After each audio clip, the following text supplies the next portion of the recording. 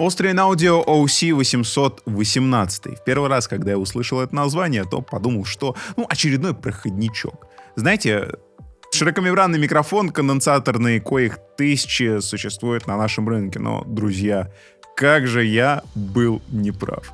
Приветствую вас на канале «Давай запишем». В этот раз я без зазрений совести могу вам напомнить, что здесь мы говорим о про-аудио. Поехали.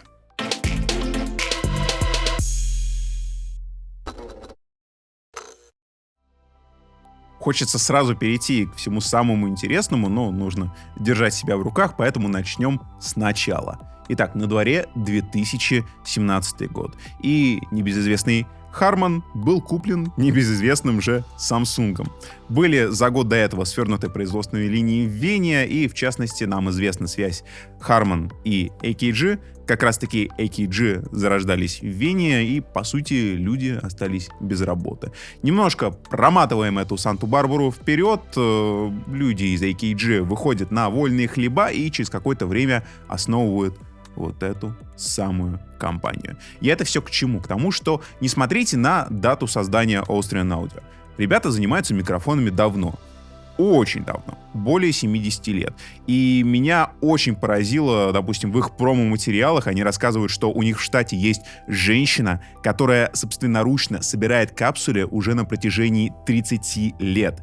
И каждый вот такой микрофон проходит индивидуально через ее нежные и трудящиеся руки. Ну и раз мы узнали, откуда капсули берутся, давайте переходить к основной части. Итак, нам на обзор приехал студийный комплект. В него входит микрофон, держатель в виде паука, такой кейс для перевозки и хранения, и все, что в нем. Давайте открывать и смотреть.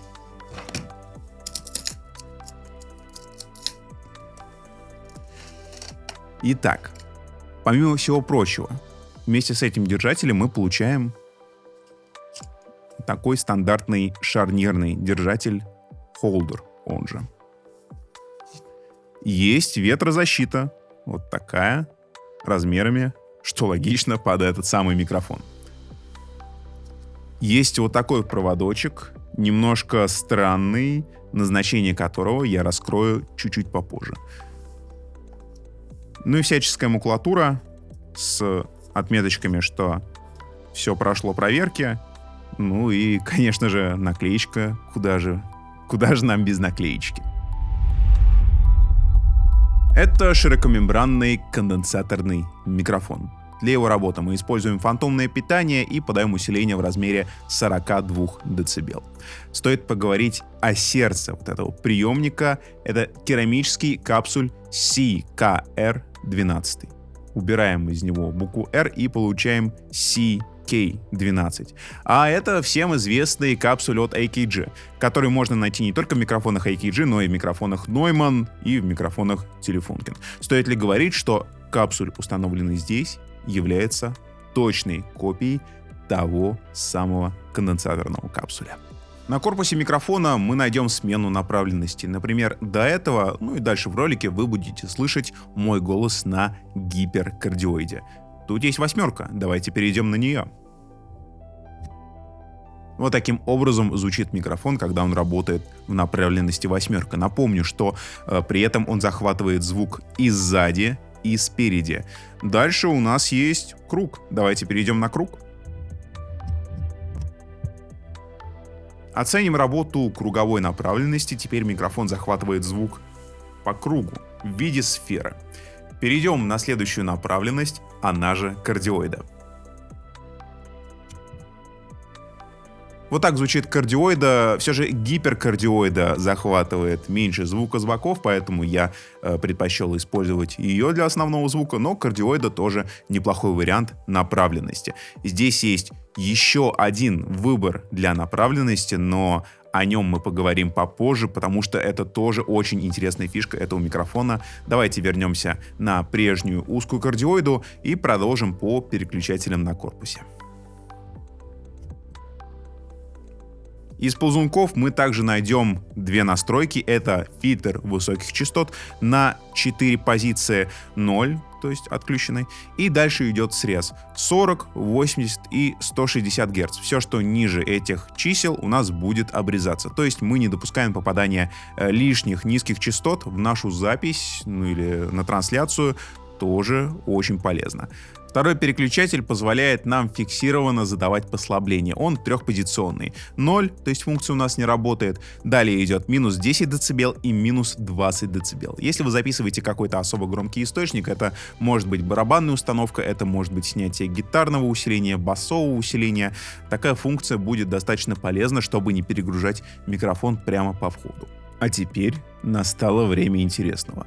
Конструкция 818 микрофона предусматривает специальный разъем на задней части корпуса. Я не удивлюсь, если эти парни через какое-то время выкинут что-нибудь еще, что-нибудь новенькое, поэтому отмечу специально, что на момент снятия этого обзора вот этот разъем можно использовать в двух случаях.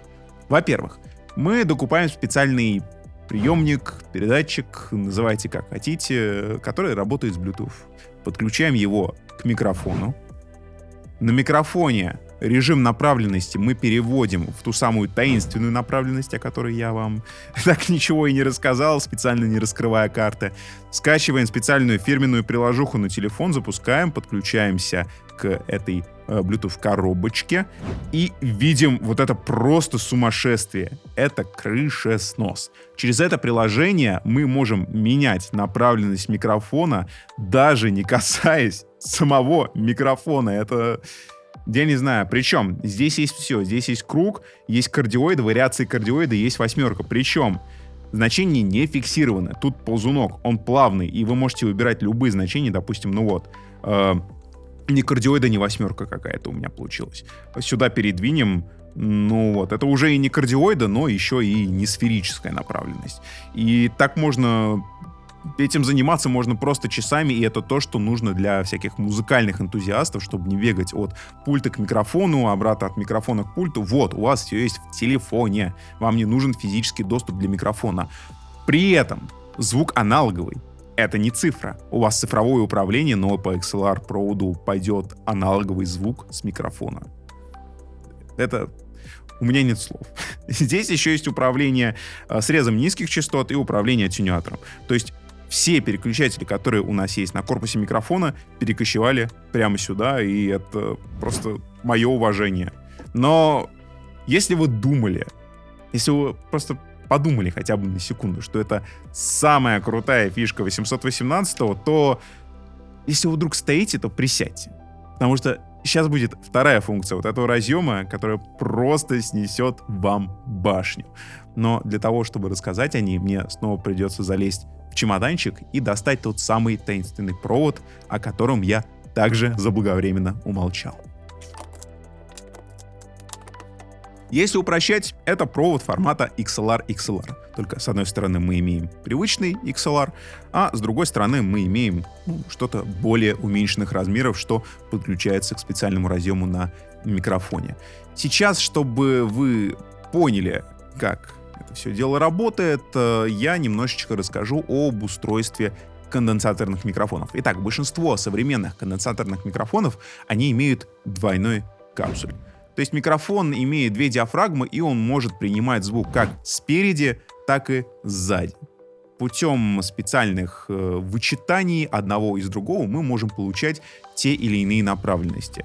И вот этот самый провод, он позволяет нам... Нет, это не просто делитель. Это не просто делитель. То есть через этот провод вы не получаете тот же самый звук, который идет вот с этого проводка. Вы буквально через этот провод получаете звук с второй диафрагмы микрофона. Основная диафрагма у вас идет через этот XLR, а вторая, тыльная, у вас идет через провод номер 2. Как это все работает и что именно это нам может дать, ну, давайте я быстренько подключусь и на живом примере вам покажу. Для вас прошло всего лишь мгновение, для меня это время тоже сравнительно быстро пролетело. Что я сделал за кадром? Я подкинул еще один XLR-провод, чтобы снять заднюю часть микрофона. Все это подключено в мою звуковую карту в 2 канала, и в цифровую рабочую станцию я буду теперь писать стерео. Но не волнуйтесь, вы по-прежнему будете слышать меня по центру в моно. Итак, мы записываем стерео. Уже после того, как мы с вами произвели запись, мы подкидываем фирменный VST плагин от Austrian Audio. Да, эти парни настолько запариваются, что пишут программное обеспечение для своих продуктов. Касается и приложений для телефона, и вот, как мы выяснили, VST плагинов для цифровых рабочих станций. Причем, как заявляется, работает это все на всех основных платформах, что очень здорово. Более того, эти программы имеют открытый исходный код, и более того, они распространяются абсолютно бесплатно. Поскольку этот плагин будет обрабатывать звук не в режиме реального времени, а уже после записи, мы с вами поступим следующим образом. Сейчас я назаписываю весь голос и расскажу вам все то, что я хочу вам рассказать. А уже дома я спокойно сяду и воспользуюсь лупбеком на своей звуковой карте и перезапишу этот самый звук в синхрон, подкручивая те или иные параметры, о которых я буду говорить сейчас в ролике, так что вы своими ушами в режиме реального времени прекрасно сможете услышать, как те или иные крутилки влияют на те или иные части звучания микрофона. Естественно, запишу экранку, чтобы вы могли не только слушать звук, но и видеть его. Polar Designer, а именно так называется этот плагин. Он позволяет нам менять характеристику направленности микрофона уже после момента записи. Я повторю, вы уже записали барабанщика. Барабанщик уже сложил свой став, он уже на самолете, он летит в турне. Уже неделя прошла после момента записи барабанщика. Вы можете взять запись и менять направленность микрофона, на который вы записывали его установку.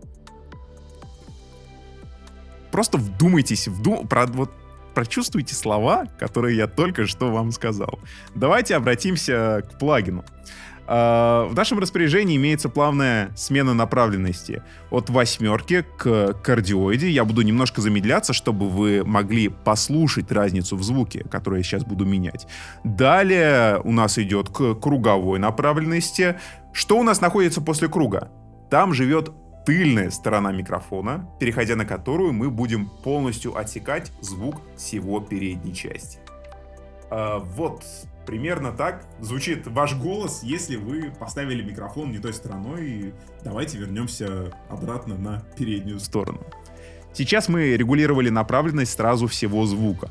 А что, если я вам скажу, что в этом самом плагине есть возможность поделить весь спектр на отдельные полосы и рулить отдельно каждой полосой?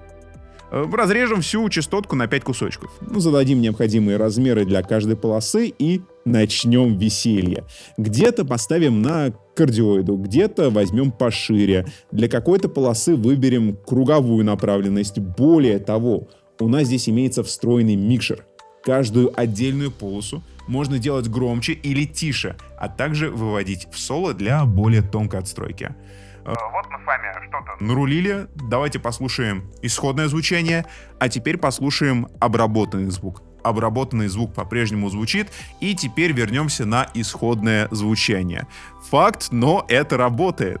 Кстати, здесь же имеется функция борьбы с эффектом близости. Как борьбы? Можно добавлять эффект близости, а можно убирать. Для этого я перемещусь чуть-чуть поближе к микрофону. Вы слушаете мой голос и смотрите за движениями ползунка. И слушайте, какие изменения происходят со звучанием моего голоса. Поговорю еще немножко, чтобы у нас было побольше времени, чтобы послушать изменения, которые вносит этот самый параметр. Вернемся в исходное положение. У нас стандартная кардиоида, и поговорим об еще одной очень интересные функции. Вообще, вот эти игрища с направленностями, хоть я их вам и показываю на примере своего голоса, это все же, на мой взгляд, больше относится к музыкальной звукорежиссуре, потому что там размещение микрофона, его положение по отношению к музыкальному инструменту — это критически важный фактор. От этого фактора зависит звучание вашего музыкального инструмента. Взять, к примеру, запись барабанной установки. Это извечная проблема, когда мы записываем малый барабан. Разместить микрофон таким образом, чтобы больше было малого и чтобы в него минимально пролезал звук хай-хета. Это просто бич поколений. С этим сталкиваются все. И все с этим стараются бороться, причем по-разному. Есть методы, опять же, расстановок специальные. Есть акустические щиты для этого. Многие пользуются шумодавами какими-то. Многие пользуются программными вычитаниями. Многие просят барабанщика играть помягче. Вот эта штучка поможет нам и здесь. С помощью двух кнопок Terminate Spill и Maximize Target мы даем программе проанализировать участки дорожки, которые нам потребуется подчеркнуть. Удары по малому и те, что необходимо наоборот скрыть. Ну, например, звон хай-хета в нашем случае. На выходе получаем как раз то, что будет органично звучать в общем миксе. Не забываем, что конденсаторный широкомембранный микрофон — это лучший выбор для записи вокала. Он беспроигрышный, давайте будем честны. Поэтому я предлагаю послушать 818 и на мужском вокале. Нет прекрасней на земле российских женщин, известно всем. Хоть всю планету обойди, красивей наших вам не найти. В них есть и стать, и блеск, в них есть и страсть, и шик. Умеют так любить, что мужики, держись за женщин всех. Я поднимаю свой бокал за женщин всех. Легко я жизнь свою отдам за женщин всех. За наших жен и матерей, за женщин всех. Бескрайней родины моей, за женщин всех. Я поднимаю свой бокал за женщин всех. Легко я жизнь свою отдам за женщин всех. За наших жен и матерей, за женщин всех. Бескрайней родины моей.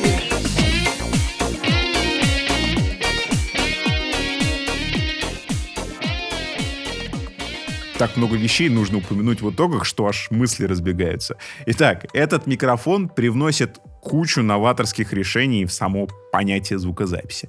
На мой взгляд, все же, 818 это не совсем для дома. Это именно что студийная рабочая лошадь.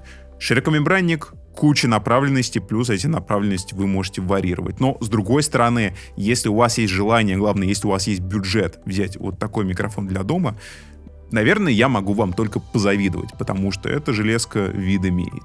Уже после записи вы можете добиваться невообразимых результатов. Вы можете убирать после звучания с барабанной установки. Мы сегодня как-то зациклились на барабанной установке, но признайте, что это самый такой явный пример, который можно себе представить. Итак, мы уберем с него комнату. Или наоборот, мы добавим барабанам живости, просто добавив натурального звучания ревера, натуральной комнаты, а не ревербератора. Это просто сумасшествие. Можно изменять направленности. Опять же, можно делать...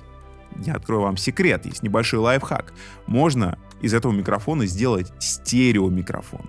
У нас есть две дорожки. На одной дорожке мы используем обычную кардиоиду, а на другой дорожке мы используем обратную кардиоиду. То есть у нас не получается восьмерка, которая как бы захватывает звук с двух сторон, но это мономикрофон. У нас будет стереомикрофон. Отдельная дорожка пойдет на эту сторону, отдельная дорожка пойдет на ту сторону. Запись дуэтов, запись интервью, запись двойных подкастов. Вот, пожалуйста, для этого тоже можно использовать 818. Я, кстати, тут еще понял, пока я писал текст, что-то меня осенило. Вот эту программу, даже с учетом того, что у вас, допустим, нету 818 микрофона, вы все равно смотрите наши видео, и вот специально для вас специально такой небольшой лайфхак. Если вы занимаетесь саунд-дизайном, то вот эту штуку можно использовать для очень интересного морфинга. Потому что, как правило, плагины, которые занимаются морфингом, они как бы просто, скрещивают два звука. Здесь мы можем скрещивать два звука по частотному диапазону и при этом меняя направленности. И из этого выйдут просто какие-то невообразимые, мне кажется, звучания. Надо попробовать, я обязательно этим займусь, благо плагин у меня остался на компьютере. Друзья, как всегда, мне будет очень интересно узнать, что именно вы думаете по поводу этого микрофона. Я тут распинался, я тут восторгался, но это мое мнение. Мне очень интересно узнать, что вы думаете. Напишите в комментариях, оставьте лайк, если ролик пришелся вам по душе, и подписывайтесь на канал. Ведь впереди много нового интересного и, конечно же, из мира про аудио. Это был канал «Давай запишем», а я не прощаюсь. Я говорю до свидания, до встречи в следующем ролике. Итак, что же... И через какое-то время образовывает Austrian. Что они образовывают? Они образовывают коллапс в наших съемках.